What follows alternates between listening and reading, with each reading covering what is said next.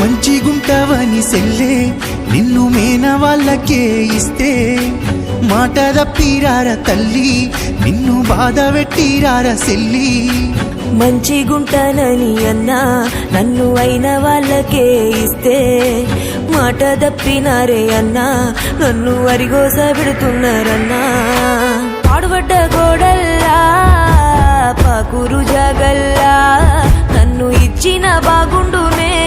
చదువురానోని సేతుల్లా